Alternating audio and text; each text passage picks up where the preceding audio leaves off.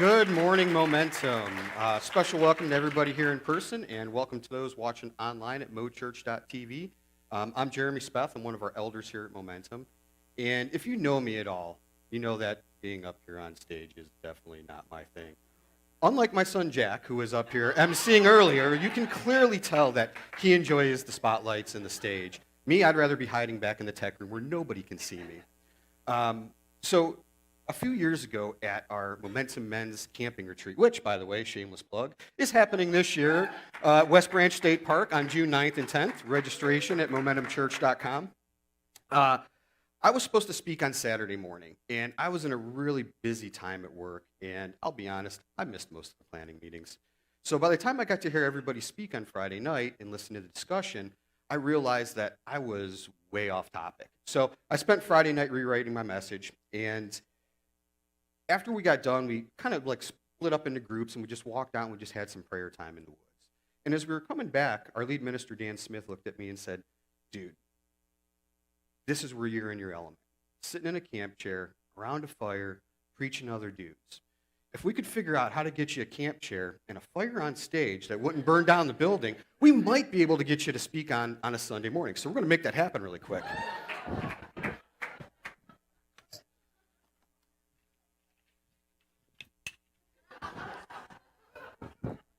And I love that I just made this a really awkward transition in the middle of my first sermon ever.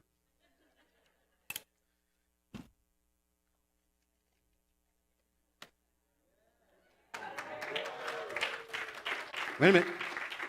There we go.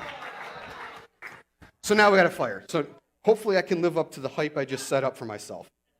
So back in 2012, my wife Crystal and our son Jack, we came to Momentum for the first time. And before that, my wife attended another local church, and she was very active in that church community and serving in the children's ministry. And I myself, I went to St. Mattress de Springs. Father Pello's sermon was usually a real snoozer. So if you couldn't guess, I didn't go to church. Hardly ever. And Sundays kind of became, that was my time. That was my time to be in the garage, building something, tinkering with something, or maybe you could find me wandering the aisles of Home Depot dreaming of my next big project. But that's kind of not how we envisioned things were supposed to be. So before we got married, which, by the way, we'll be celebrating 20 years this year. I know that's all for Crystal for putting up with me for 20 years. Now, we talked about how important that finding a church home for our family was. And I grew up in a Catholic family, so I went to Catholic grade school, Catholic high school. I was an altar boy until I was 18. And my wife, she didn't grow up in the church. She had family members that would take her every now and then. But for the most part, she was just seeking to have this relationship with God, just to get to know him. So usually it would start pretty much on a Saturday. Around dinner, she would ask, "Hey, I'm not serving tomorrow." Or, "Hey, there's a guest speaker coming I think you'd really like." And I'd always find a way to get out of it. So much so, if we were out with friends or if we were having people around a campfire, there's a theme here, on a Saturday night, I would often have a couple extra drinks just to make sure I wasn't going to wake up in the morning for church.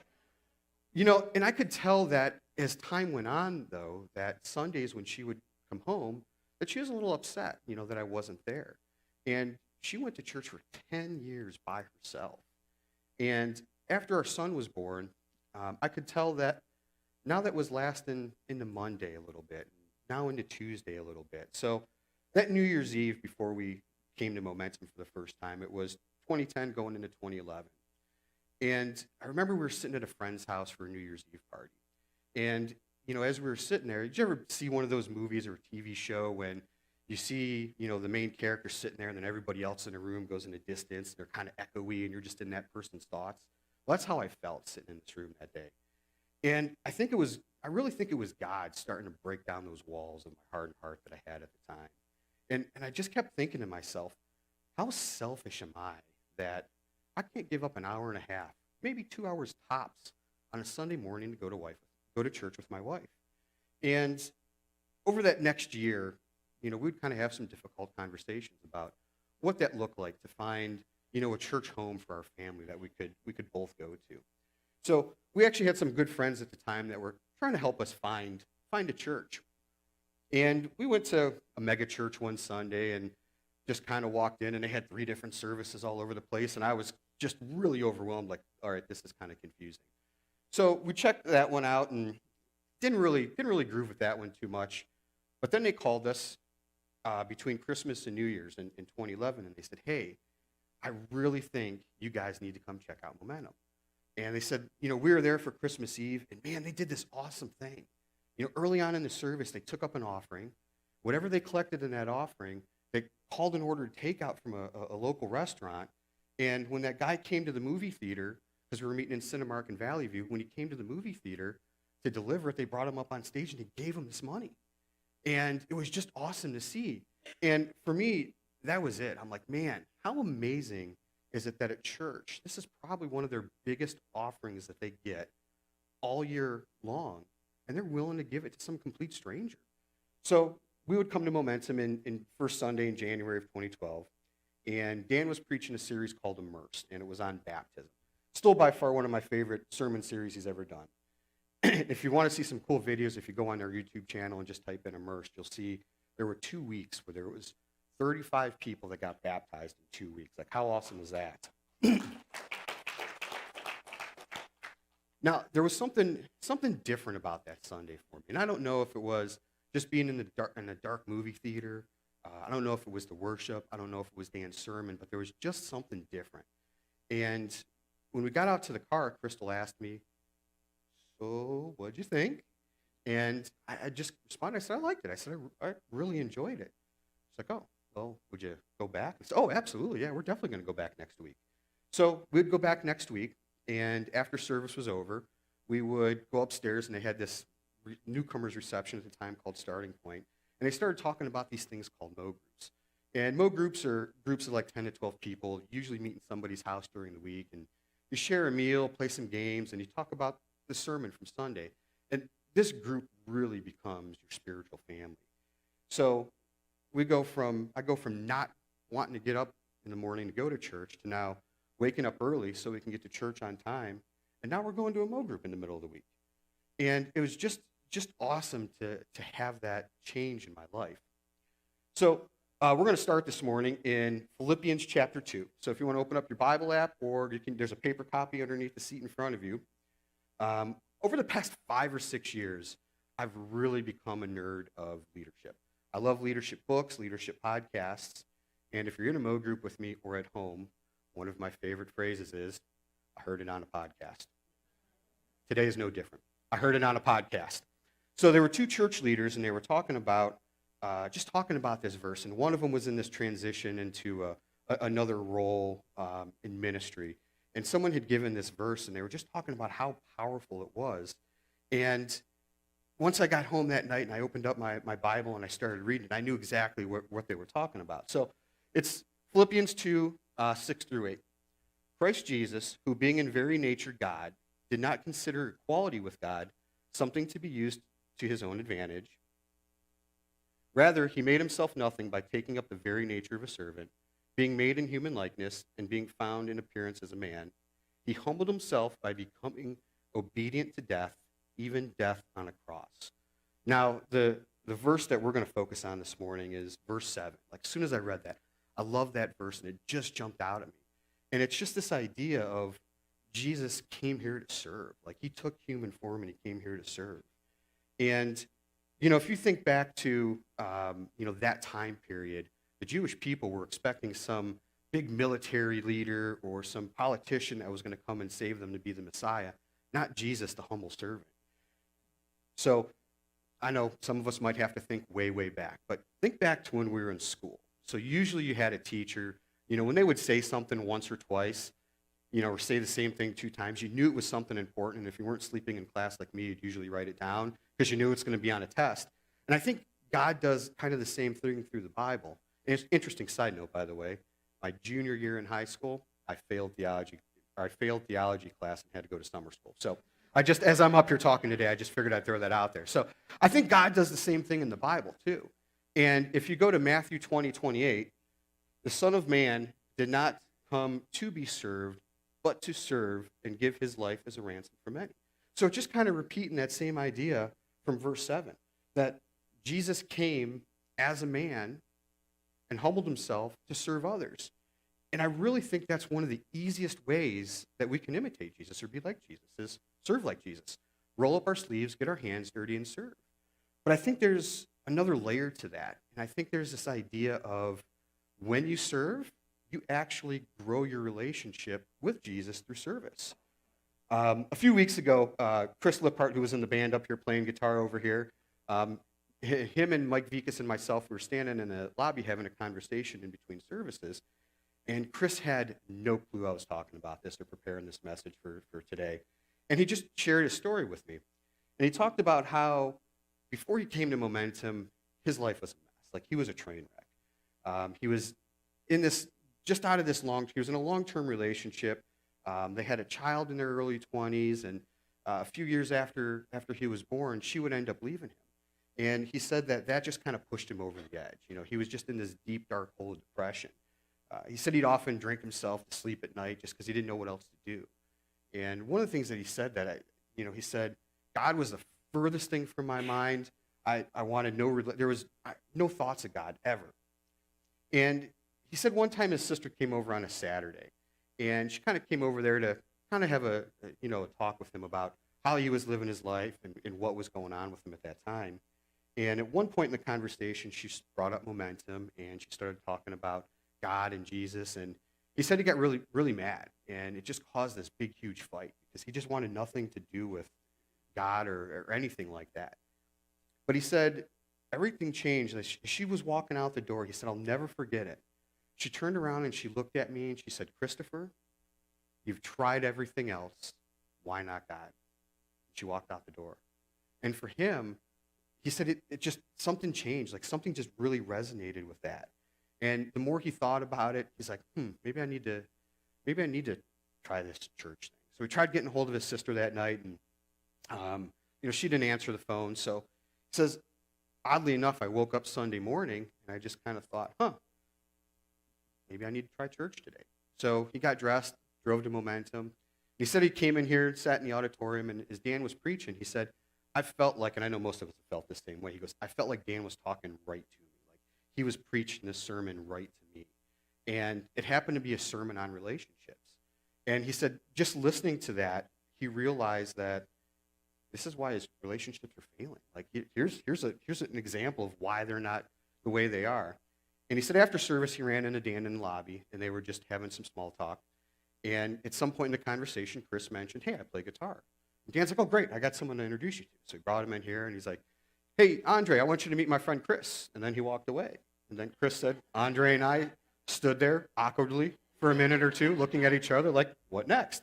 So they would start talking, and Chris would share that he played guitar with Andre. And Andre's like, hey, we're always looking for guitar players in the band. Why don't you come on Tuesday to try out, audition for the band? So Chris was like, okay, yeah, that sounds great. He left. He's like, I'm not going to go do that. Like, there's no way. I'm not going to go play in a church band. But he said as his week went on, and the day of practice, he said, there's just something in me, just nudging me, pushing me. So he's like, I showed up. So he showed up and, went through the audition, and Andre's like, hey, that was great. Can you play in 2 weeks? So now you got Chris, who was super far from God, wanted nothing to do with Jesus. Now he's standing up here playing guitar on Sunday morning.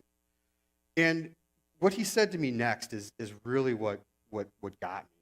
And he said, if it wasn't for coming to Momentum, going to that audition, and serving in the band, I don't know where my relationship with Jesus would be.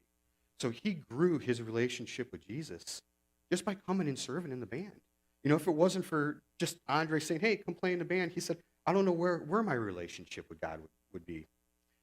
And man, I can really relate to Chris's story in a lot of ways. Back in 2014, we were still just one campus meeting at Cinemark in Valley View. And we were going to do something different that summer, and we were going to have these things called summer electives, which were just short-term summer Mo groups. And I was leading one. It was a men's group called Restored. And the idea was, being a portable church, you set up and tear down every week. Things get broken a lot, often. And most times on Sunday morning, you don't have time to fix anything properly. It's, hey, just put some duct tape on it, and hopefully nobody falls through the stage. So our focus of that group was going to be, we're going to restore stuff. We're going to fix stuff. So on Sunday mornings, we could go and just make any repairs that needed to be made. But during that summer leading up to that, like all of a sudden this group would change its focus. So we made a decision to merge with the Twinsburg Church of Christ, which is the building that we're in right now. And the idea was they would have their last service the end of May. We'd close the building down for 3 months, and then we would relaunch in September as the Momentum Twinsburg Macedonia campus. So one of the things that we were going to do is we were going to renovate the building. I think we got a couple of pictures. So we're going to renovate the building. So the first thing we did in here is we pulled out all the pews. And I remember just sitting in here as we're taking the pews out, and I looked at Dan, our lead minister, and I said, hey, this is going to sound really weird, but next week, I'm losing my job. Like, I know I'm getting laid off next week. Like, I've already had conversations. I know it's coming. I said, I really feel like God's calling me to lead this renovation, like to be the guy that helps kind of lead the charge here. And I've project estimator, project manager in the construction field for my whole entire life, so hey, this is perfect for me if you want. And I remember driving home that night. Go back to the Mike Love slide. I just want to prove something. So if you've ever heard Mike Love speak before, he talks about how handy he's not. Here is proof. That is Mike Love right there. I know it's grainy. It's 2014 cell phone. I know it's grainy, but this is Mike building that drum riser back there. And then next is Andre helping him build that drum riser. So I just want you to see that he is kind of handy and he can do some stuff. So now I lost my spot. So on the way home, I started talking I called Crystal and I said, hey, this is going to sound really, really crazy, but I really feel like God is calling me to lead the renovation. Like, we know I'm not going to have a job next week. I really feel like God's like nudging me to be here to do this. And she said, it's crazy. She said, I was thinking the same thing, and I have this real peace about it. Like, I really have this like peace, like I know this is a God thing. Like, I know God's got something to do with this. And at the time, I was our only income. She was a stay-at-home mom, so we relied solely on my income. But that 3 months, it was awesome. Like, I didn't have a job for 3 months, but God provided that whole entire time. Odd jobs would come up that we'd have a chance to supplement our income. People would give us random gas cards, or hey, here's a Giant Eagle card. Just random acts of kindness, and it was just awesome to see how God was providing for us. Now, in the midst of all of this, someone from our student ministry team had come up to me and said, hey, we've got a problem. One of the people that was supposed to lead this week and go to camp, and it's a camp called Wildside, they can't make it this week. So I know you're kind of in the midst of this renovation. Is there any way you could go for this week at camp? And I went, all right, well, I really like camping. I love the outdoors. I've got the maturity level of a middle school boy, so I think it'll be perfect. Like, perfect. I'll go. I think this will be great. And I had zero expectations as far as what a week of church camp looks like. And I remember getting there on Sunday, because you show up Sunday, and it's kind of a crazy week of camp, and it's geared towards just helping the students find Jesus. But our organization that puts it on, it's called Ripple Effects. And when I went that first year, they only rented half the camp at Wild. So Wildside takes place at Round Lake Camp, Christian camp, and they only rented half the camp. Now, last time that I went, they rented the whole entire camp because they had so many students. So this night that we were there, they had all the students in the gym doing something, and they took us all the leaders, into this tiny little room off the gym. And John started just speaking about like what the week was and what the week was going to look like. And he said that, our main focus here leading the camp is to provide time for you guys to grow your relationship with your students. Like, we want you to be able to spend time with your students to help point them to God, or maybe these students don't know Jesus at all. Like, you've got to be that leader that helps them. And one of the things that he said was, we're going to need you to lead by example too, though. So there's going to be some times where we're going to ask you to do some crazy stuff, like stand up on a chair and be an idiot and just make lots of noise. And then there's other times where you're going to end up with pie on your face at some point. But what he said next, this is where he got me. And he said, one of the places that we really, really need you to be an example for your students is during devotionals and worship. During worship, if your students see you walking around like this, they're going to walk around like that. And for me, with a Catholic background, I was like, oh boy, now I'm in trouble. And worship is something that I enjoy, but that was something I've never really worshiped God. Like, I got to be an example for these kids. And I remember just walking into that room that night and just thinking to myself and praying to myself, all right, God, you've got me here. I don't know why I'm here. I don't know what I'm supposed to learn this week. I don't know. I just lead me, God. Just use me, lead me however you need to do, whatever you need to do. And I remember just as the band started, and the band was up there just rocking out like our band. Our band's clearly better than theirs, but they were just rocking out. And I remember just kind of looking and seeing other people worshiping.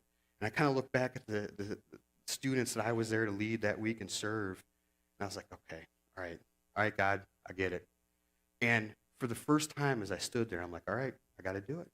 I just put my hands up, and I just worshiped God for the first time. Actually just worshiped God. And, man, it was such an amazing 4 days at camp. Here, I'm there to serve these middle school students, but yet God is just working in me and just growing my relationship with him through serving somebody else. I'm an adult, and I took a ton away from a week of middle school camp. And what's so cool about it is I always thought that summer, and even until I was preparing for this message, I always thought that summer in 2014 that this was my purpose that summer, to help renovate this building, to create a space where people can come and worship and get to know Jesus. Really, God was renovating my heart. Like, he was working on me, and he was changing my life. And what's even cooler is he was actually laying the foundation for something that didn't even exist yet, something that wasn't even around, wasn't even a thought, but it all came from this week of camp. So in 2015, the same group, Ripple Effects, that puts on Wildside, they also have a fall retreat called RUOK, or R-U-O-K. And, 2015, we're now 2 campuses, TMAC and Garfield, and there was kind of a problem. We had so many students that wanted to go to camp, they didn't have enough room for us, so we couldn't go. But we really wanted our students to get to know what it's like to go to a church camp. And this is a great way to introduce it, just one quick weekend instead of a week. So we really wanted it to come up with something. So that year, Freak Out was born.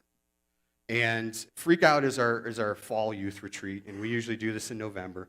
And Freak Out is my absolute favorite event that I get to be a part of every single year. I absolutely love it.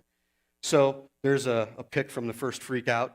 So this is all the students we had. This is their chapel at Stony Glen. They've never let us back in the chapel again since that first time. I just want to point that out. And man, it was an amazing weekend at camp. And we're just kind of learning, getting our feet wet. So it was a weekend of organized chaos, but it was awesome. And one of the things that I always kind of kept hearing in the back of my mind was just this idea of what John said. I always had some guys that would come and help, kind of work behind the scenes, but it seemed like we just couldn't keep up with the weekend. And just that idea of John saying, hey, we want to create a space and create time as the work crew to be able to, serve you guys so you can spend time with your students. So at the time, I was an apprentice elder, and after our 2017 Freak Out, we were sitting at the elders meeting, and I just kind of looked at everybody. I said, guys, I got this crazy idea.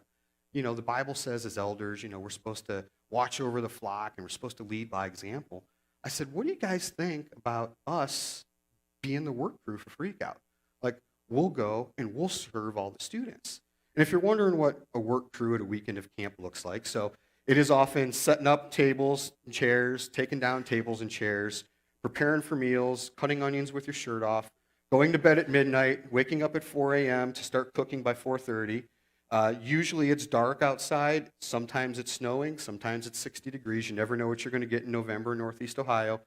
Making 15 pounds of bacon and, just hundreds and hundreds of pancakes. So once you're done with breakfast and everybody eats and you clean up, now you start prepping for lunch and you do it all over again. So it's just an awesome weekend that we're able to just go and work and serve together. And there's a verse in 1 Peter chapter 5. So I love this verse, and this really kind of embodies that weekend. So be shepherds of God's flock that is under your care, watching over them, not because you must, but because you are willing, as God wants you to be, not pursuing dishonest gain, but eager to serve, not lording over those entrusted to you, but being examples to the flock. And I just love this. I love this part right here, but because you are willing. Not because you must, but because you are willing. And I think what's cool is Jason Peterson, who's a former elder at Momentum, every single year I get a phone call from him. I think we got a picture of Jason. Every single year I get a phone call from Jason that says, hey, I know Freakout's coming up. You got room for me? I want to come back and serve. So there's Jason, and there's our pulled pork on fire in the background. But I think it really embodies that verse where it says, eager to serve and be examples to the flock. Like, I love being able to serve together as a team of elders like that. And, Jesus always kind of sets that example for us, throughout different stories and everything in the Bible. And, you look at Jesus and you look at the Last Supper, for example. Jesus is going to go die on the cross the next day, but yet he still gets down on his hands and knees and washes the feet of the disciples, serving them. And back then they didn't have like nice hiking shoes or some great kicks to go wandering through the desert. They had sandals, and their feet were the dirtiest thing, and he's washing their feet. And one of the things that I've wrestled with over the past year is just the fact that he washed the feet of Judas, the guy that's going to go betray him for 30 pieces of silver. He washed his feet. And when was the last time that we washed the feet of someone that betrayed us or someone that wronged us or even prayed for them? And I think that's just a great reminder and a great challenge. And even after his resurrection, there's a story in John 21 where Jesus comes back and the disciples are out fishing and they see him on shore and they know it's him, so they come rushing back. And he's already got a fire going. He's got fish on the fire. And it says right there in the verse, he cooks fish over an open fire on the beach. And when the disciples came in, he serves them. So even after his resurrection, he's still serving people. And I think that's just that great example that Jesus is setting for us. So I got one more story for us, and it's out of the book, The Men We Need. And I know we've talked about this a few times. Dan's talked about it in his sermons. But there's a great example of this, like in this book. And I just love this story. And I'm just going to read it right from the book because I think it's just more powerful that way. So I met a guy who was a great example of this. Kevin was attending the same church we were, but church was befuddling to him, and I could see it. He was a husband and a dad of 3 kids. He was a man's man. He worked at a factory. He hunted. He drove a motorcycle. Unlike me, he could fix things. He wasn't musical. His wife was, though, as well as artistic, expressive, verbal, and emotive. He was quieter, but his wife was frustrated with his lack of connection to God. I got to know Kevin because I needed him. I was helping out with the high school kids in the church and had planned a trip to Mexico to build a house. Lots of kids wanted to go, but there was one main problem, me, and my lack of ability to plan stuff or build stuff or even work the tool things. I asked Kevin to go, explaining my situation. He didn't react emotionally or excitedly. I think he was kind of suspicious of a guy from church with no guy skills, whom he barely knew, begging him to do something that was so out of the usual for him. But I needed his skills big time. Kevin said yes, and he was amazing, irreplaceable. There was no way we would have finished the house without him. He was a workhorse, using his knowledge, his muscle, and determination to do what I or a team of 100 other flute-playing writers couldn't. He was an encouragement to the students with us. He set the tone at the work site and helped people learn new skills. He was a total superstar. The family receiving the house was overjoyed, and Kevin got to see the couple and their little girls move in. They wouldn't have had this shelter without his work. He told me this was the best couple weeks of his life, and he finally saw that he had a place, a role in the kingdom. Apparently, worship to him had been defined as attending a stage presentation or a loud worship-themed weekly concert. He didn't resonate with that, but this he understood. This was his spiritual act of worship. So sure, Kevin's not emotive. He doesn't cry during worship music. He just said yes and did a thing, and now a family he doesn't even know has a home. Like, how cool is that? That here's a guy, and I picture him sitting in the back corner. He's probably got a ZZ Top beard, a Harley t-shirt on, maybe a bandana, and he's sitting in the back of the room. But he was able to go build this house and able to worship God. His relationship grew by him stepping out of his comfort zone and going and building this house.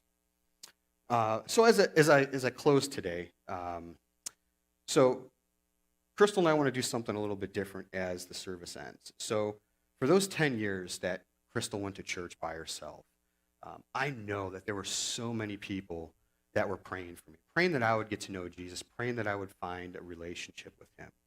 And there were a bunch of guys in my life that had really, really helped as well. And one of them was her cousin's husband, Gabe. Gabe was a rock star. He was relentless. Whether it was a family party, whether we were just getting together, he would always, always, always try to point me to Jesus. And we'd always have some amazing spiritual conversations. And he's somebody that's really instrumental. Like, I don't know if I'd be up here if it wasn't for him.